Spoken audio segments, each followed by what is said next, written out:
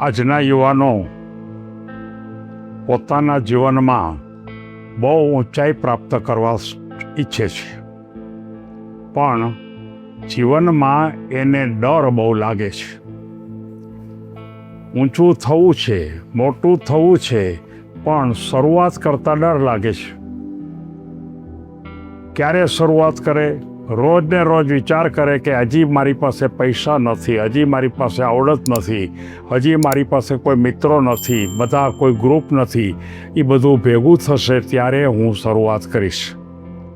અને એ રીતે એક મયંગ નામનો યુવાન પણ આ જ દિશામાં પોતાના વ્યવસાયને આગળ લઈ જવા માટે પ્રયત્ન કરતો હતો. આ વાતને સમજાવવા માટે વાર્તા લેવાની છે મયંગની. આજની વાર્તા છે શરૂઆત નાની પણ મોટી જીતનો માર્ગ એ જ છે.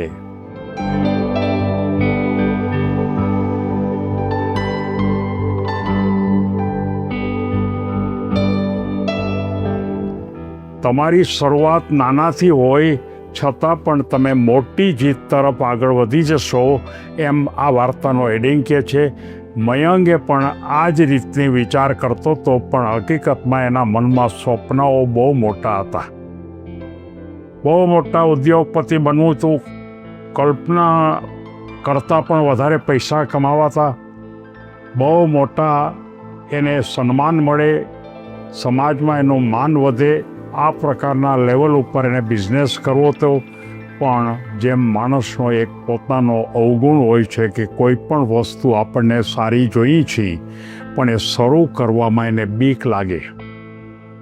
એ રોજને રોજ વિચાર કરે કે હજી મારી પાસે આ સગવડતા પૂરી થઈ નથી, હજી મારી પાસે પૂરતા પૈસા નથી, હજી મારી પાસે થોડાક માણસોની સારી સંખ્યા પણ નથી, સારું મકાન પણ મળે એમ નથી, મારે હજી થોડીક લોનની પણ જરૂરિયાત છે. એમ રોજ ને રોજ એક જ વાત મનમાં આવે કે ડર જ ઊભો કરે, શરૂઆત કરવા માટે કોઈ દી વિચારે જ નહીં.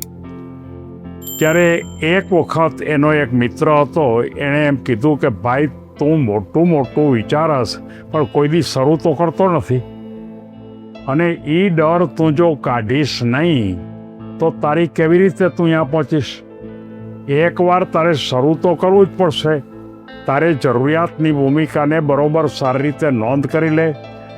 તારા આ ક્ષેત્રના નિષ્ણાંત હોય એની સાથે તું બેસી લે. એ તને કહે કે આટલી જરૂરિયાત છે, આટલા માણસો જોશે, આ બધી વાત, એ બધુંય તને 100% કોઈ દી મળવાનું નથી. પણ એમાંથી તને 80-85% મળી જાય. એટલે તારે ધીમી ગતિએ નાના પગલાંથી શરૂઆત કરવી જોઈએ, જેને કાઇઝન પદ્ધતિ કહેવામાં આવે છે. કોઈ પણ સફળતા પાછળ માત્ર એક જ સિદ્ધાંત છે કે તમારી શરૂઆત માત્ર ધીમા પગલાંથી હોવી જોઈએ.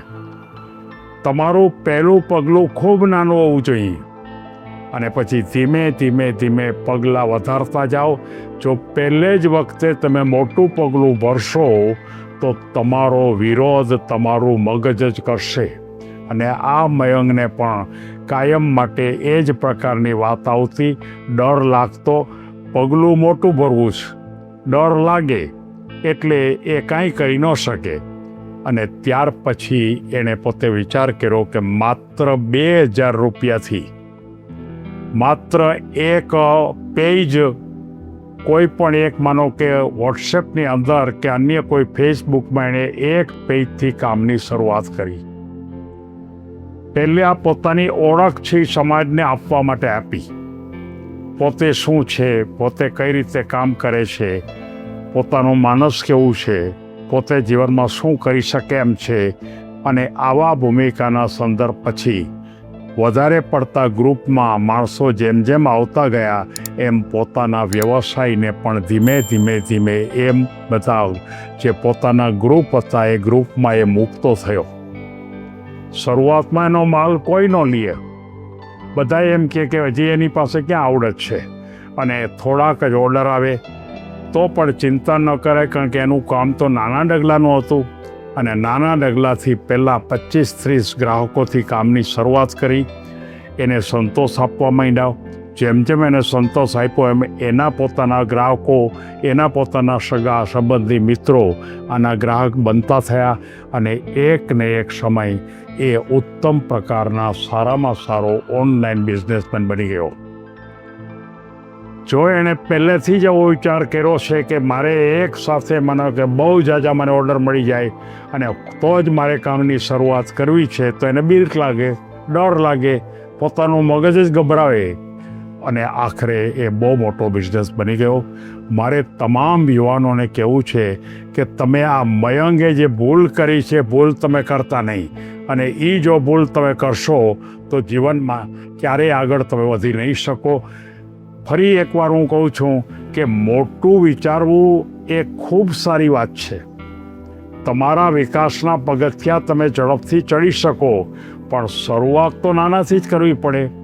પરફેક્ટ સમયની રાહ કોઈ દી જોવી નહીં કે આપણી પાસે 100% બધી અનુકૂળતા થઈ જાય પછી જ આપણે શરૂઆત કરવું, તો દુનિયામાં કોઈ દિવસ 100% સફળતા મળે નહીં.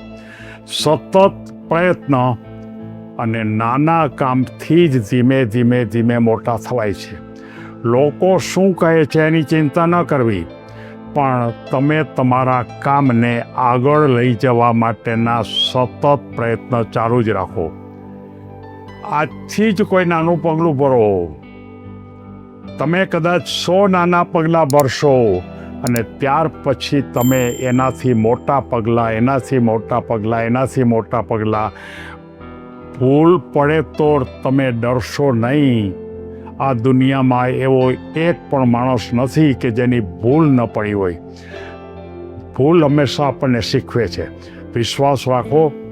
પ્રગતિ ધીમી હોય તો પણ વાંધો નથી. કદાચ 6-8 મહિને આપણને બહુ ઝાઝી પ્રગતિ દેખાય નહીં તો પણ ચિંતા ન કરો. યાદ રાખો કે નાની શરૂઆત જ મોટી જીતનું બીજ છે.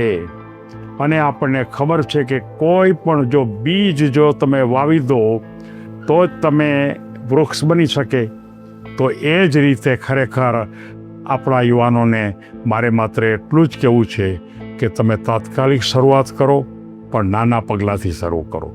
બધી વસ્તુ પ્રાપ્ત 100% થઈ જાય ત્યાં સુધી રાહ ન જુઓ, પણ 80-85% થાય. થોડાક તમારા મિત્રોનો સાથ હોય અને થોડીક તમે પોતાની તમારું આયોજન ને પ્લાનિંગ હોય તો તમે નાના ડગલાથી કામ શરૂ કરશો તો કદાચ ભૂલ પડશે તો પણ તમને બહુ તકલીફ નહીં પડે અને જીવનમાં મહાન મોટા બિઝનેસમેન બની જશો.